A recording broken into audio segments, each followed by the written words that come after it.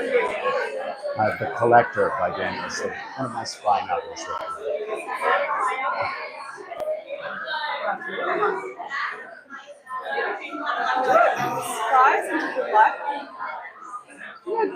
Yeah. Look different this week. Yeah. I did it. On Monday. I did it a few months ago. Oh. Yeah. I clearly don't look the roof enough. No. No. And there's some in there as well. Oh, it's hot.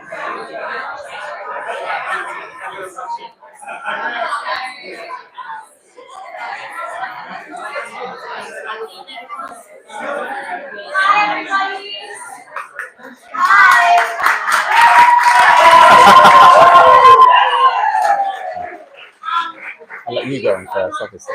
Coming out tonight, this is such a beautiful way to kick off what's about to be a 4-day masterclass, having an interview with Howard Fine and Philip Hayden. Please give it up, Miss Howard Fine and Philip Hayden.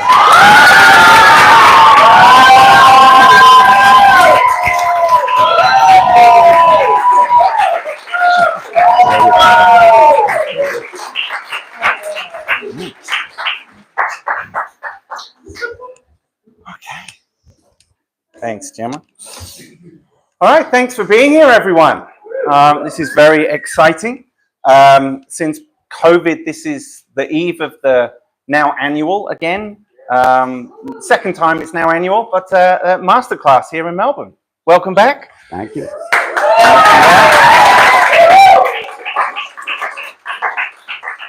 Last time you were here, we were celebrating the launch of your new book, which if people want to get a signed copy afterwards, they can. Howard will be available to sign books afterwards. So that was a very exciting event. Tonight we are having a Q&A. So all of these questions have been decided by you, good people. Some of them overlap, so I may briskly move on. Okay, yes, that's very similar to one we've done already. Some of them I may reinterpret a little bit. Okay, before we begin, I'd like to begin this event by acknowledging the Wurundjeri Woiwurrung people, who are the traditional custodians of the land on which we gather here today. I'd like to pay my respects to their elders, past and present, always was, always will be, Aboriginal land. Welcome everyone on YouTube, YouTube Live. Yay! There we go. All right, so there's quite a few of these. Are we ready? Okay, so first question. How has your method of teaching changed over the years? I hope I've gathered some wisdom over the years. I have become much less technical than I was when I first began. And I realized it almost... What do you mean by technical? Well, it means beats, objectives, actions, so that when I first started, I believe I was reflecting what I had learned to some degree. And when you get into the doing, and I'm sure the other teachers in the room will agree, you start to think, that works, that doesn't. Same question I ask all of you, what worked, what didn't, and why? And if you're constantly trying to get better, you're looking at, does that really help? Does that solve the problem? Is there a better way? And is there an easier way? Because if you get a choice between overcomplicated and simpler, I'm going to go with simpler. So I now say, basically, it comes down to why versus how. If you are making a mistake, chances are you're in the how. How am I going to play that moment? How am I going to make this work? If you supply the why, the how takes care of itself. And so much is the search for what that why is. And then ask yourselves, what in the human condition is this about? Where does it live inside me? Because until it plugs into a real place inside you, it's just words on a page. And so over the years, I've gotten better at being more specific, at saying more by saying less. I was much more verbal when I first started. I thought I had to solve every problem under the sun in every critique. And I've learned to give less and let the students find more over time. So I think my teaching has improved. You're getting me at a good time, everybody. I'm old enough to have acquired some wisdom, but I'm still young enough to have all my faculties. So that's a good thing. You're getting me at a good time. So then going into the next question, what are your tips for managing nerves? And then I guess following on from the first one, I'm going to add into that, have your tips for managing nerves changed at all? Everything has changed. Yeah, Everything's okay. evolved. I hope everything has improved. It's why I wrote the revised book, because I got better, I hope. Because the teacher mustn't stop learning either. And I think all my colleagues will agree, we're constantly evaluating ourselves. I now want people to not say I'm nervous, but to say I'm self-conscious. Because self-consciousness has an antidote. Because if you're nervous, your attention is on you. It's actually ego. Do you all realize that? We're worried about how we are going to do. It's ego. You can take the attention off yourself and put it on who you're talking to, what you want. And as you do that, you're going to be in the flow. And yes, there's breathing. Yes, there's Alexander technique. There's voice work. There's so much good stuff you can do. But it's basically, how do you take the attention off of yourself? So now, when you, instead of saying I'm nervous, say I'm self-conscious, because you can do something about that. Get the attention off yourself. Right. Do you have any specific advice for actors when you don't have a rehearsal period, as is often the case when filming? Yes. So I guess coming in and playing a guest role, Yes. maybe, something like that. First of all, I hope you all get to do nice big budget projects where there will be some rehearsal. I know the lowest budget, one take. Oh, I think we got it. Moving on. I know. How many of you cook? Raise your hands. Okay. A master chef knows how to fudge it when you don't have all the best ingredients, because you know how to make the recipe. And I think of it that way in terms of when you don't have full rehearsal. If you are stretched out and worked out from having done scene study class, your imagination is going to be on fire. And there's a good chance you're going to be able to grab onto things quickly.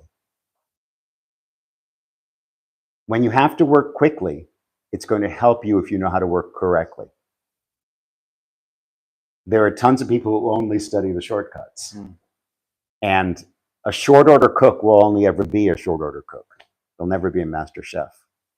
So you want to have done the process over and over again, fully investigating material. That's going to help you when you have to work quickly. In fact, it helps me.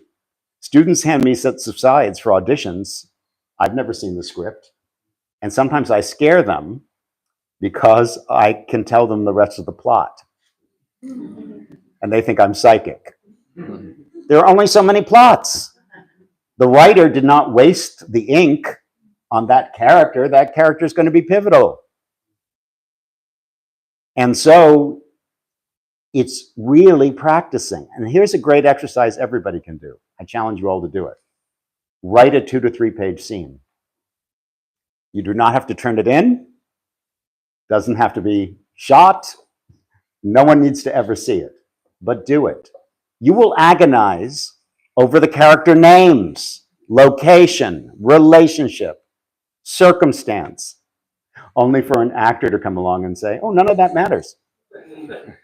So if you want to get better at seeing what a writer gave you, even quickly for auditions, write a 2 to 3 page scene. You're going to realize nothing is on that page by accident. We've got a few questions around this sort of next theme. In essence, people are saying, what makes someone a great actor? And I've reinterpreted that a bit and said, in your experience, are there qualities that are consistent among great and or successful actors? And yes. What are they? They've studied with me. Yeah.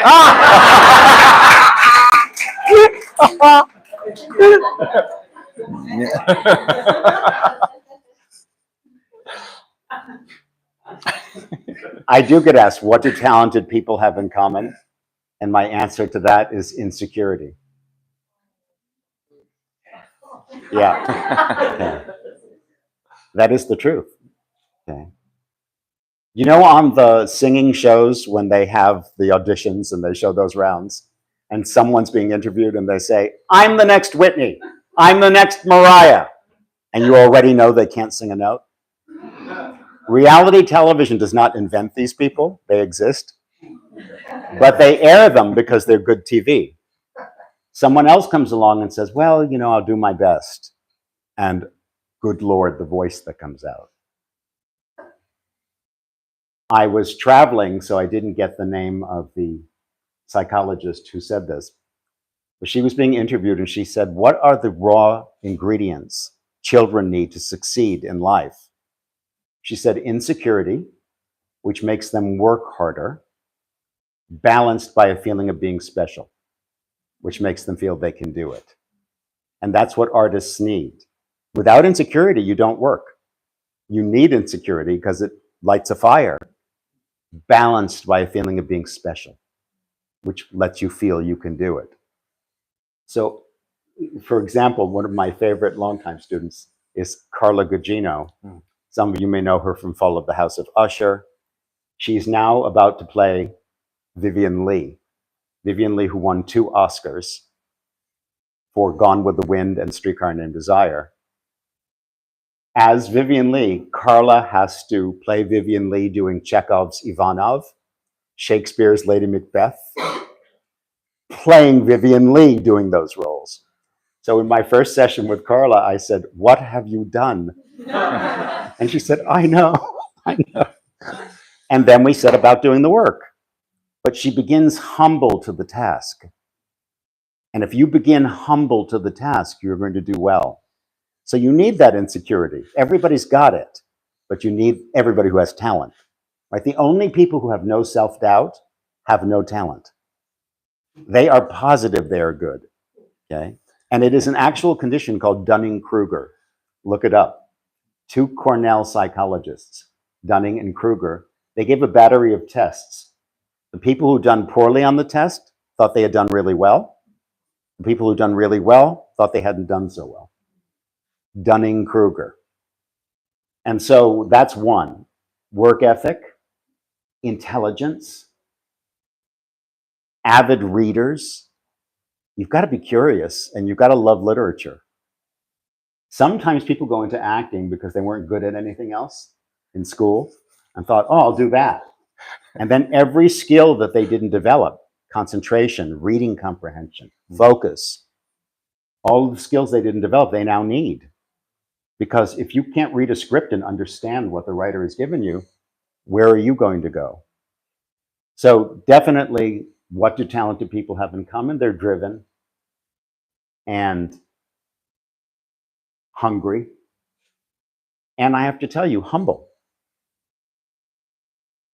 Excellent, thanks. What is the best way to practice acting when you don't have any work? Yeah.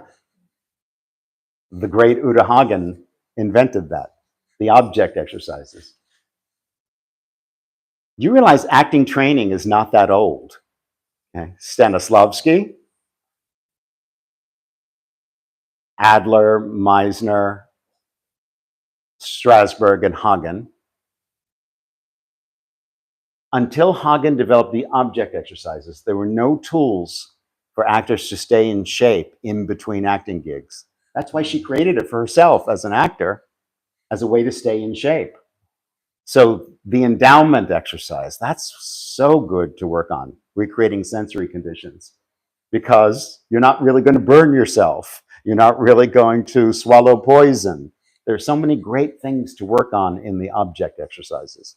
So you've got those, and you can always grab partners and work on a scene, right? Yeah. Nothing stops you. And we have classes here year-round. Yeah. And avail yourself of them, because the studio's here. And that's what it's for. It's meant to be an actor's gym. Right, great, thanks. Without mentioning any names, do you think every aspiring actor is coachable? No. Or does... don't know if we need the second part of the question, or does a person need to have a special quality to become a successful actor? I think you've said that. I think you've just answered that. Do you think Not everybody is teachable. But that won't just be about within the acting. That's their entire life. My favorite quote is by a motivational speaker named Ayan Van The way you do one thing is the way you do everything. The way you do one thing is the way you do everything. Talented people are always looking to improve. Incredibly teachable.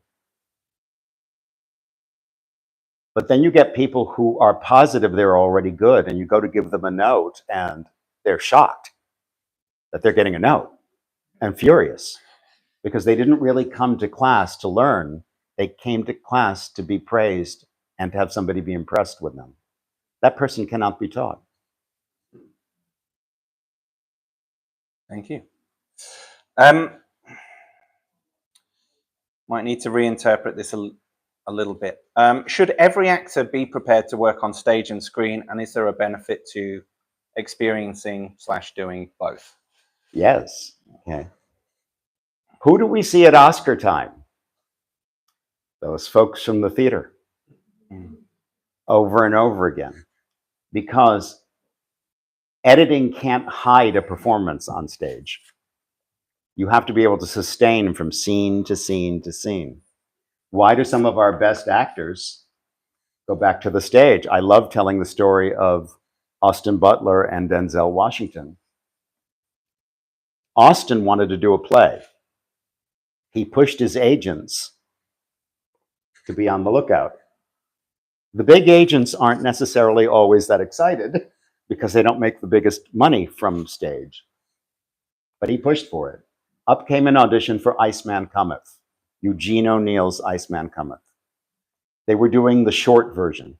That's 4 hours long.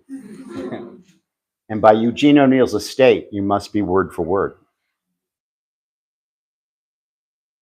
Denzel Washington to play the lead. Now, why does Denzel Washington need to go to Broadway to do a play? He doesn't. Why does he? Because he's a real actor. And he wants to test himself.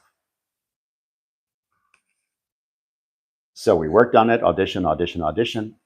Austin booked it. You know how good you have to be coming from LA to book Broadway because they're snobby? And there's an in-conversation I did with Austin where he talks about it. One night, Denzel lifted a chair over his head.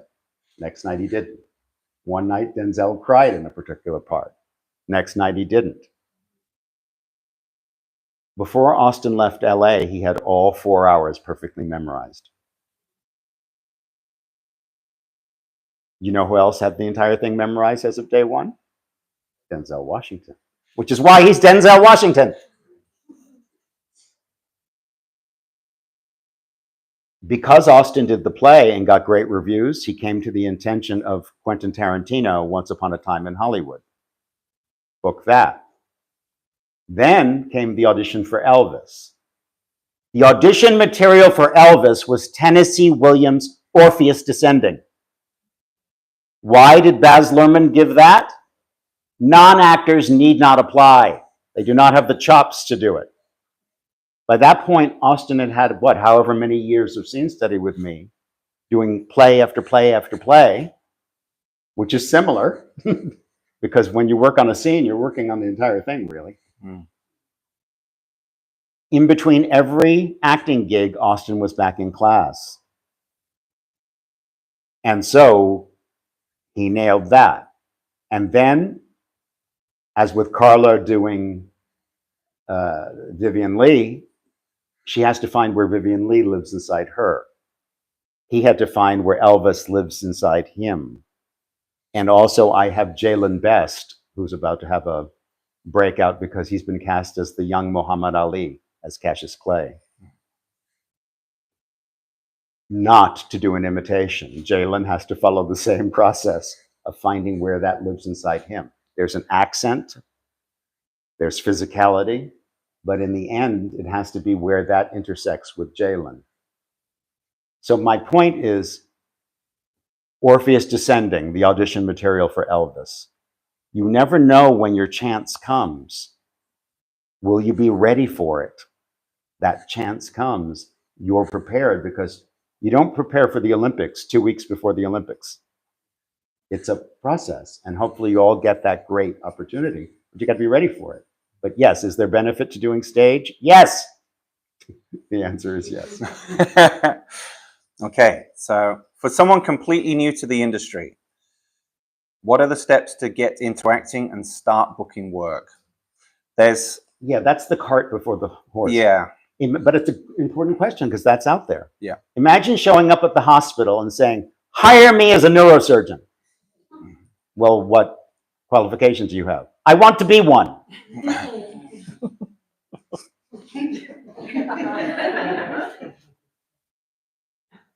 Before we try to get that job, one should first acquire the skill. Because this is an unwise career choice. I think you all know that. At any given time, 98% of Screen Actors Guild is unemployed. That's 98%. That's not counting people trying to get into the Screen Actors Guild. So who's going to hire you because you're a nice person? You're going to want to be paid a lot of money to do this. This is pre-pandemic, so it would be more now. I have a student, and it's personal, so I'm not going to say who it is. She's on an no. Much will go to my grave with me. She's on an ensemble show. She's not the lead, but she is prepared, professional, great to work with. So the producers came to her and they said, we want to give you a raise, 100,000 an episode. This is pre-pandemic. So we're talking years. Now it would be higher. Who's going to pay you that? If you are not at the top of your game, why would anybody pay you that? So your skills have got to be excellent because there's so many people to choose from. It's doable. It's not that it's impossible. It's doable. But you got to really be very serious about where your game is. It's got to be at the highest level. Every single time, it's got to be at the highest level. So for a young actor, this one's from a teenager coming in, how can they develop their craft appropriately? Or I think maybe flip that, are there things that they should look out for that it would be bad when they're looking to begin training? Yes, beware of what I call the kiddie coaches. They will get up and demonstrate and have the young actor imitate them. That's terrible. And it will lead to really bad acting. Make sure you're training correctly and learning to use yourself authentically. Otherwise, what can happen is, Austin came to me right after Nickelodeon, Austin Butler, smartly. You can get trapped doing something on Nickelodeon and never working again if you're not authentic in what you do. Right. I think you've answered this a little bit earlier on in one of the first couple of questions, but what are the essentials that you should retain in this way of working that you champion? The truthful use of yourself. How many roles do we all play in the course of a day? Many. Who are they? All parts of us. If I'm talking to a young acting student, I feel quite wise. If I'm talking to a scientist, I feel stupid. The age and the experience level of who we speak to conditions change of self. So it's learning all about who we are and also owning every part of yourself. I find so many people limit themselves.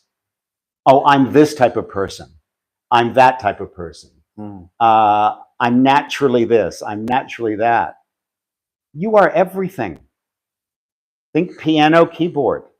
Everything in the human condition lives inside you. And you better know that about yourself. Otherwise, you're going to look at roles and judge the character. Actors don't spend any time on how you are different than a character. That's a dead end. Find the similarities. You know when you're making friends with someone, you find things in common? It's the same thing when you pick up a script. What do I have in common? What allows me to come from the States with my funny accent and teach you? Human condition is all the same. I have students in other countries who will have the script translated to English so I can work with them, and then they'll do it in their original language. Guess what? What's it going to be about? Love, loss, jealousy, power. The human condition is the same. And so much of this is knowing who you are. And then another one of my favorites, sarcastically I'm saying, is when somebody tells me with great certainty, oh, you see what I would do in that situation. Oh, I love that. How in the world do you know what you would do in any situation? How many times has your own behavior shocked you? Why did I do that? That was so out of character. And yet, oh, this is what I would do. You don't know. None of us know what we would do in any situation. We have ideas, we think. We don't know. And so you have to know yourself for real, not your idea of yourself. Or my students will say to me, Penny will love this, right? Well, that's me. I talk with my hands. And I'll say, no, you have acquired the habit of talking with your hands. That's a habit. I'm a naturally quiet person. You are not a naturally quiet baby. There's no such thing. We have learned habits and acquired limitations. You got to be able to look at every role and see yourself in it. Judging the character is the most common of the acting mistakes. That's why we insist around here that you speak in the first person. I, not he or she, I. Because you got to find where the character lives inside you. I love that analogy of it's like when you make friends. You Exploring find things in common. Yeah. How many of you have That's at least great. one friend you are shocked that you are friends with this person? Yeah. Yeah, and what do? We find things in common. Yeah, that's terrific. Okay. How can I become better at creating a backstory based on the text when there is limited insight to the character within the text itself? Write your 2 to 3 page scene. That's going to help you. Good Lord, garbage backstory drives me insane. There is so much garbage backstory. And again, with absolute confidence, the student will tell me with 100% certainty, this is the situation. Where do you see that in the script? Well, no, I can already tell. And they're just making up garbage. Good backstory is pertinent to the scene. It helps it. Garbage backstory takes you on some tangent. The worst of the garbage backstories I've ever seen, it was in my level 1 audition class, which some of you have had online. Not the level 1 audition class. There was one there too. She was from Australia. In the level 1 audition class, the first thing I give is a neurologist talking about some unusual events in the world. The neurologist is being interviewed by a medical correspondent sitting at a table. The tape goes on. She's in the back seat of a moving car, whispering in hushed tones. What was that? The FBI is chasing me. No, the FBI is not chasing you. You're being interviewed by a medical correspondent. You're a neurologist. In the online technique class, the first scene I give when we get to scenes is reporter. Reporter reporting on the details of a murder. The tape goes on, he's crying his eyes out, giving the report. What were you doing? It was my sister who was murdered. No, it wasn't. You are the reporter reporting on the case. You're not involved.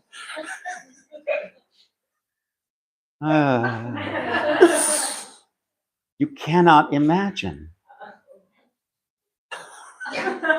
And the most extreme, you can't make this up. She's got a stain on the front of her shirt. It continues to grow as she's giving the report as reporter until it's here. I thought, what in bloody hell is this? She decided that the reporter was sweating, and she rigged water to drip from above and strike her on her shirt. Now, I think I've seen it all, Oh, man. but I get surprised because I'm just thinking, you shouldn't have a driver's license, let alone be pursuing an acting career.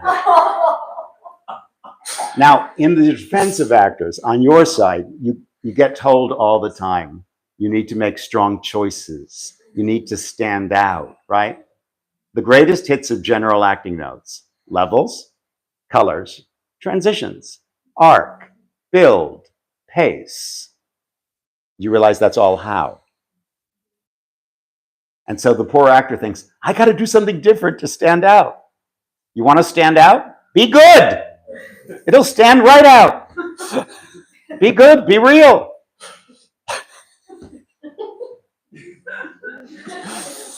So was one of those examples an Australian? Yeah, the We'll FBI. smoke them out. We'll smoke them out. Not the student, no one here. Okay. In the country. That's all. Oh, okay. Great. They could have been from anywhere. Okay. Okay. How do you find a strong emotional transference when your life experiences are very different to those of the character? You've already done the wrong thing. You've decided that you're different. Is anybody in the room not human? Do we have AI yet? Okay. So at the moment, you're still being taught by a human, and you all still are. We have much more in common than what separates us. How many of you have experienced love? Some of you haven't? I'm sorry. Jealousy? Joy? Fear? Yeah, well, guess what? You have everything in common. However, we tend to get literal when we look for the transference. Well, the character's been kidnapped. I've never been kidnapped. Do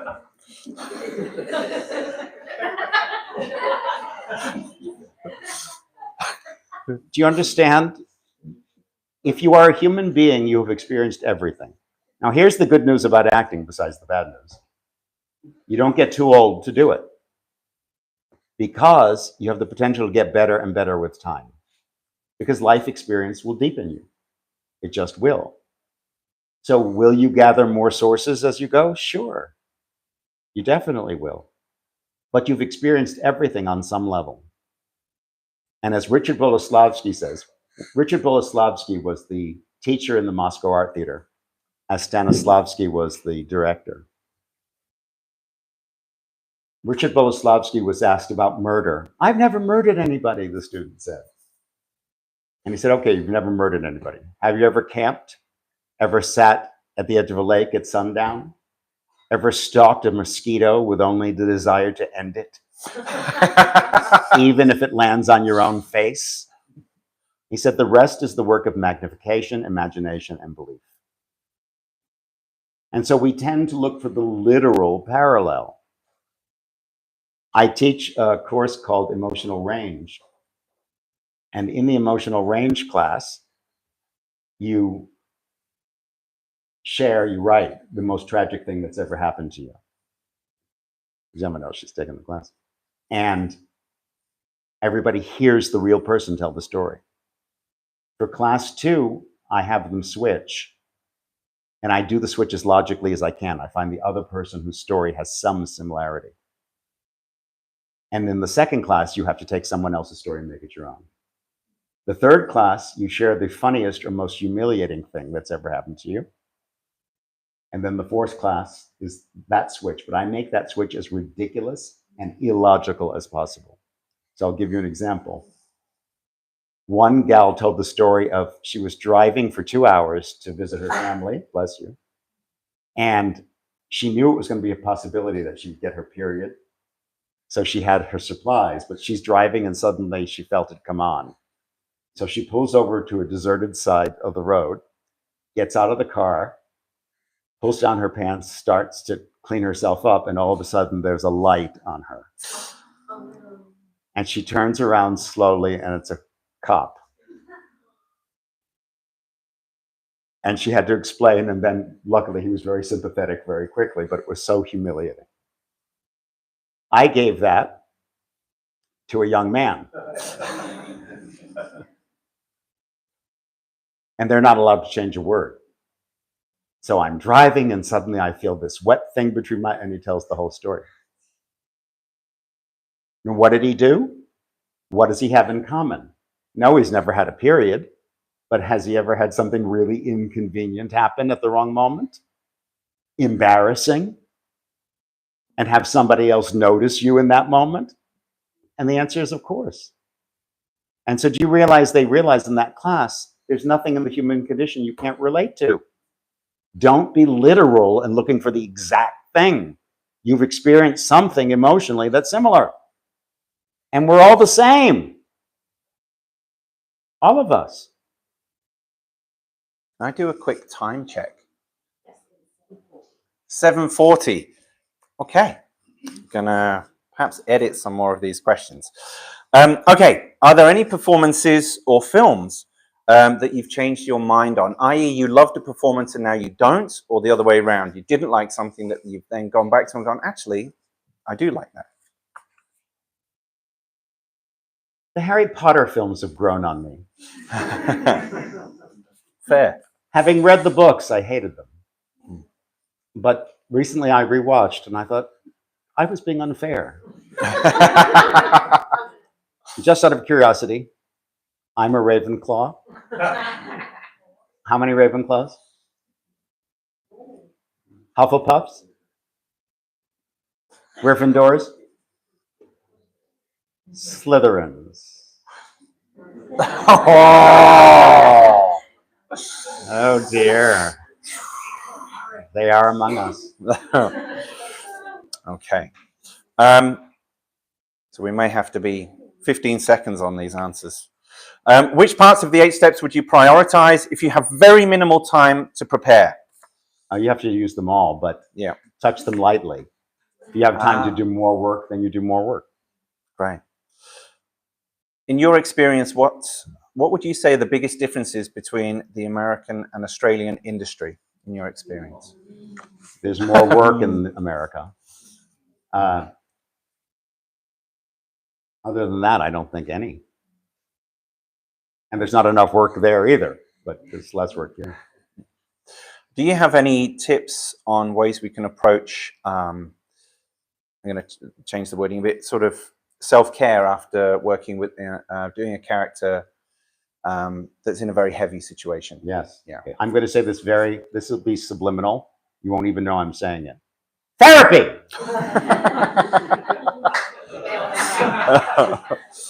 Did anyone even realize that I said that? Yeah. I went to 12 years myself. It changed my life. You have to develop tools because your emotional system does not know you're acting. And if you are working correctly, it's going to cost you. And so you have to take care of yourself. I'm a big believer in therapy. That's not the only way. There's a lot of self-help out there. But you've got to find a process for coming out. Because if you don't, things will stay with you and can mess up your personal life. Right. Do you have any advice for actors who come into the industry later in life? Yeah, you have a lot to offer. Life experience matters. And I love when somebody with a life and is little and is in contact with it has something to bring. And so I've had students who come in later in life and start to do really well because they've got so much source material to draw from. So I love when it also for my purposes, opens up casting to all sorts of things we can't normally do. So I think it's a wonderful thing. If you have postponed the thing that you really wanted to do, I love seeing people who then roll up their sleeves and say, you know what, it's my time. Yeah. Yeah, I admired the courage as well. I do too. To finally jump in. Yeah, I think it's wonderful. What do you see as one of the biggest challenges for actors over the next 5 years? Do you have any advice around Yes, this? you better not pre-shape, because they're already trying to program AI to replace all of us.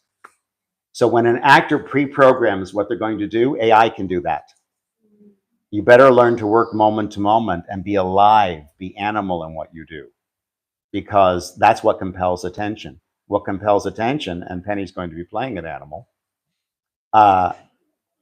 what compels attention, and I'll try not to mess it up, Jacob is the director. They entrusted me last year with This Is Our Youth, so I'll try not to mess up your production.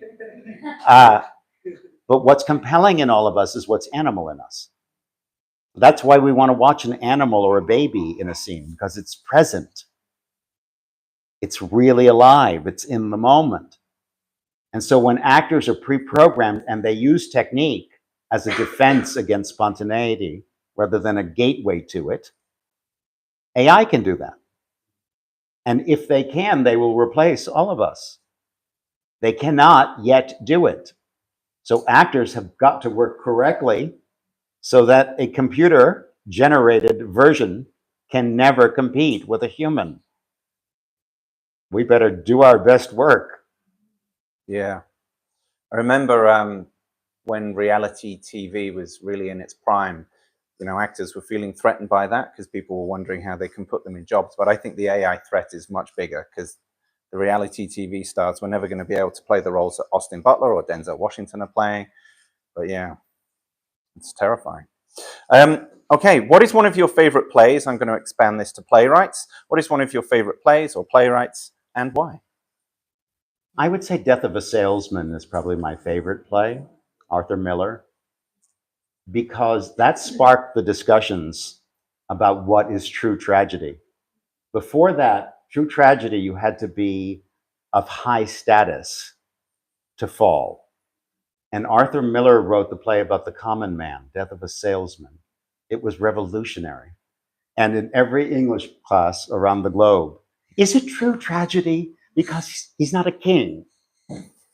In any case, it has so much to say about the human condition and what success is. So I would say I have many favorite plays, but that's Great. probably my That's the all-time. one. Do you have any tips or advice around mindset when you need to juggle a job you may not love in order to pay the bills, while grappling with desperately just wanting to be immersed in acting and the creative world full time? Kind of reinterpret that as, do you have any advice for longevity, for staying in this? Yeah. First of all, it's up to you. If anything else makes you happy, do that. If only this makes you happy, then don't take no for an answer. So you have to check in with your level of determination. Because whenever anybody says to me, I'm leaving, I don't try to talk them out of that, because it's such a personal decision. But if you have a real passion for it, it's who you really are, it's your life, it's what you love, then you don't take no for an answer. Again, I'm going to very subtly say therapy might be a good thing, to have someone to talk to, because that can really be helpful. But no one can talk you into it, and no one should be able to talk you out of it. It's just such an individual decision. And I've seen all things happen. I've seen talented people not get their chance, and I've seen talented people get their chance. Everything happens. You have to find a way of enjoying your life in the here and now every day, not just postpone it until I get whatever. Great advice. Can you share an example of a time you helped an actor tackle a particularly challenging role and what you did to help them? I've interpreted this in brackets as, tell us about a famous person, Howard. That seems where this Well, I've done a fair amount of name dropping, have I not? Anything that sticks out? Any particularly challenging role was the language there? Well, yeah, it's in my book. It's an interesting one because Michael Chiklis had done a show called The Commish, and he was thought of as fun and cuddly and funny. And then came an audition for The Shield, which he ended up winning an Emmy for. And Michael lost weight, shaved his head. We worked on it. He went in there, he scared everybody just with his presence. He booked The Shield. Then after The Shield, people thought, oh, he's not funny. That's life. People will try to put you into a hole. But it was so much fun to see the surprise that he was thought of as cuddly and sweet and suddenly went in and gets this edgy part. Don't let anybody pigeonhole you. As actors, my strong belief is you can do anything. It doesn't mean you'll be cast as anything. We know there's a reality. But don't say no to yourself.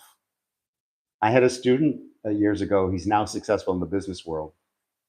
Every audition, he would say, this is perfect for me. I don't hear that often. I hear most people going, I don't know if this is right. Every role, perfect for me. And I would think sometimes, and guess what? He booked a bunch of them. His headset. And so don't say no to yourself. People will be quick enough to say no to you, let them. Don't say no to yourself. So start with, yeah, it's perfect for me. I can do this. There's so much you can do, and it's wonderful to see. It's wonderful to see hard work pay off, and it's wonderful to see people who love their craft succeed. Great. So you may have answered this one already, but I'll just see if there's anything else you want to add. Mid-career actors often face plateaus. What strategies or mindset shifts do you recommend for pushing through those periods? I think you've spoken a bit about mindset Yeah, it's already. just try to stay as healthy as you can, and it does work that way. You could be hot and then not get work, and then get hot again. It's just where your head is. I'm going to tell everybody, keeping your head in a good place is everything. And sometimes you don't know what's right around the corner. I shared this last year. When the pandemic first hit, do you remember those first days? We spoke and we thought both studios are going to close. Yeah. No idea what was coming, whether or not anybody would want to study acting if they're fighting for their lives. And then we figured out how to go online. And then things became more successful than they even were. But talk about the resilience of actors. Weren't we shocked? You managed to graduate a full-time class when we were wearing masks and then going into quarantine and then going online and then coming back. And so sometimes in the darkest moment, you don't know the good that's right around the corner. And I can't tell you that when the pandemic hit, I was one of those people going, we'll conquer this. It's going to be great. I was certain we were going down. But it went the other way. So sometimes in your darkest moment, you have no idea the good that's right around the corner. And if that helps give anybody a lift, that is the truth. Great, thank you. Claire, how long do we have? Oh, okay. All right. Okay, in your opinion, are there differences in terms of approach or delivery between monologues and scenes when auditioning? I.e., I guess, is there something you should specifically, that is only applicable to monologues, I guess, that isn't applicable to scenes, or vice versa? First of all, if it's a true monologue. Most of what you all call monologues are scenes where you have the balance of the dialogue. It's not a monologue. A true monologue, you're alone. Monologue is harder because you have to give yourself a very strong reason to speak. I suggest know the question you were just asked that makes you need to answer so that you get rid of the sensation of starting. Also notice where a story ends. That's where the point of view is. We don't arrive at a point of view, we begin with one. We don't know the words we're going to use, but we know the point we want to make. The other giveaway of a monologue is a perfect linear recitation of the story. The human mind does not work that way. How many times do you go to tell a story and then, oh, and Jim was there? But now I'm going to do it as a monologue. When I was 10, I was sitting on the beach and it was a cloudy day.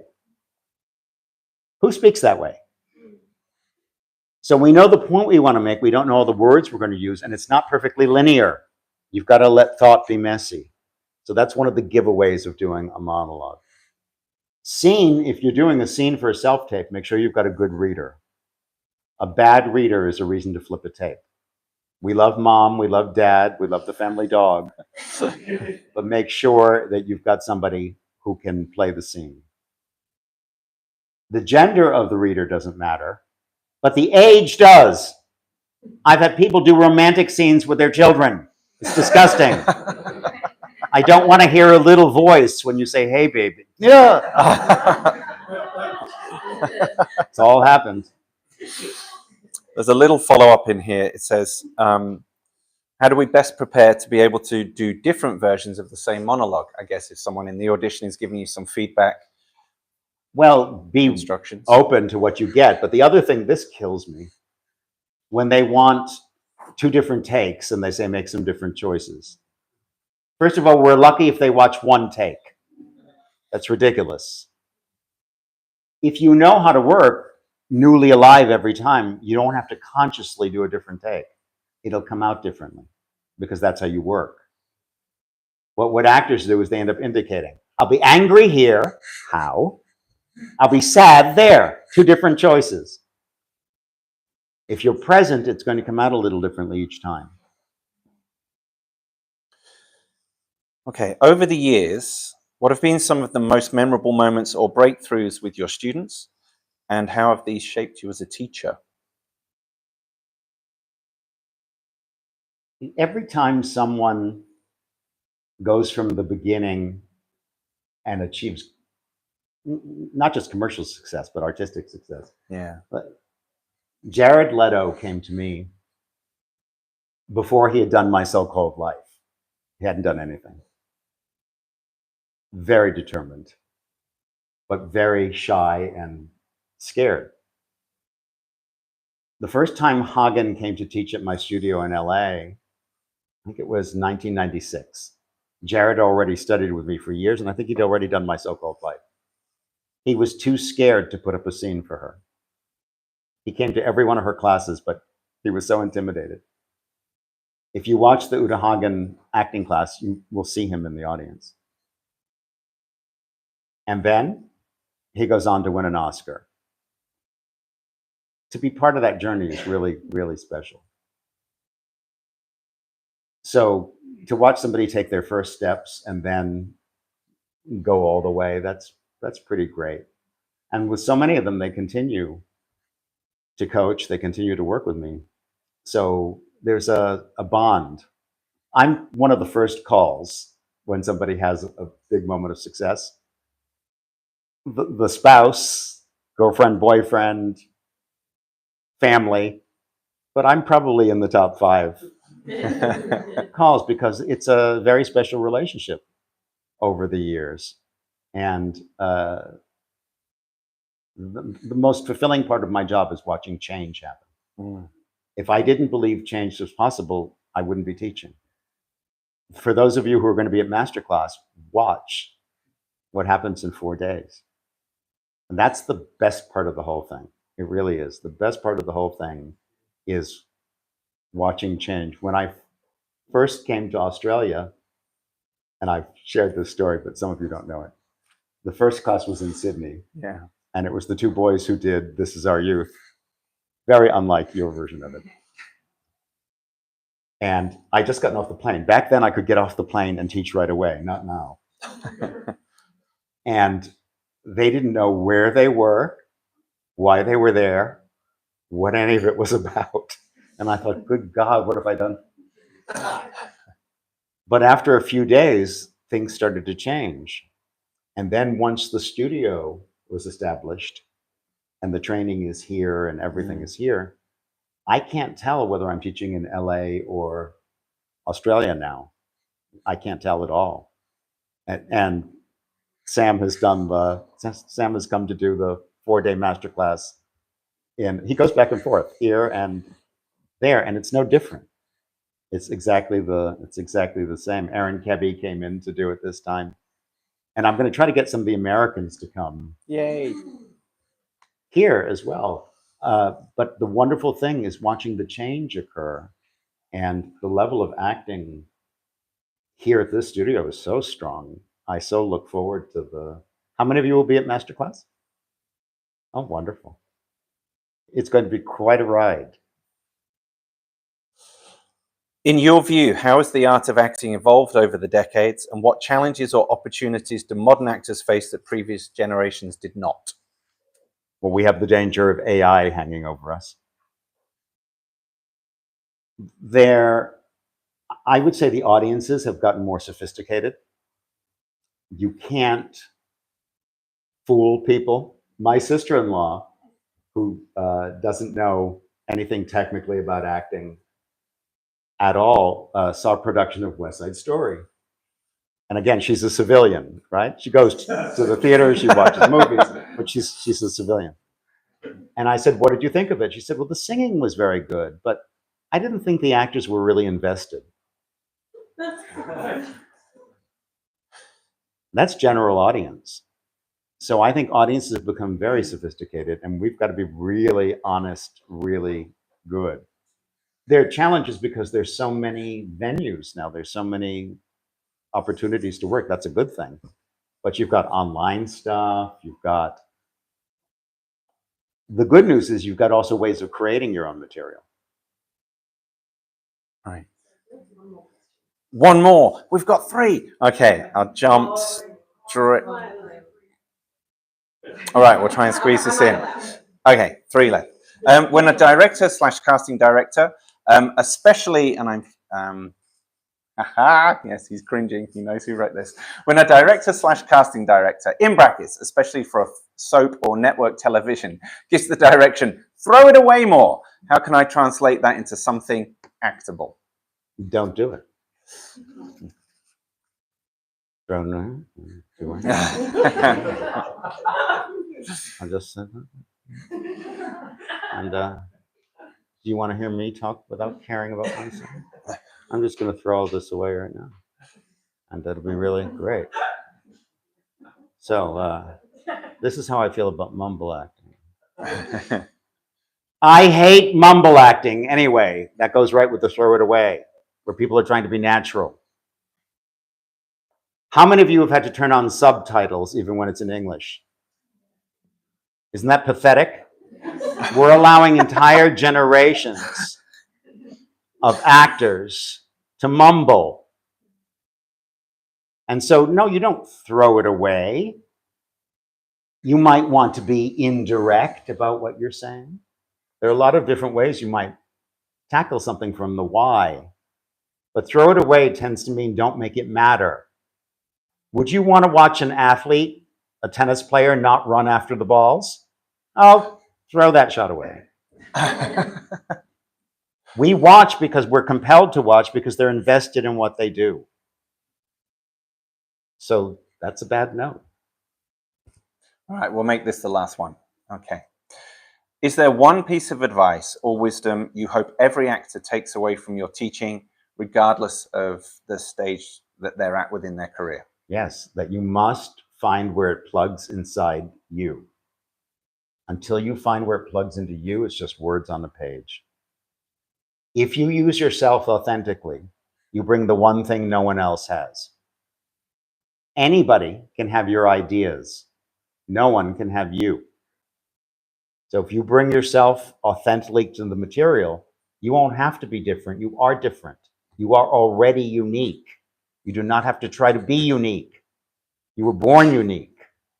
No one can be you. I would have the most boring job in the world if there was a cookie cutter way that every scene needed to be done. I see the scenes as if for the first time, based on what the actor brings. That's exciting. So I never see, I'm sure you experience it too. Yeah. The scene never comes out the same way twice because the people playing it bring something different. Yeah. And that is what it is all about. It is you, authentic use of you. But you have to know yourself from light to dark in order to know how to plug in part of yourself to a role. The minute you start with, that's not me, this is different than me, you're down the wrong path. You got to see yourself in every role you play. Every role. Fantastic. Well, thank you everyone for the questions. Quite a stack. We got through those. Thanks, Howard. Okay, we'll take a quick 5-minute break, but then we'll be out here. If people want to get their books signed, do avail yourself of the bar. That is a fridge. There are some cool drinks here. Again, thank you. Howard, fine. I may need help. Yeah.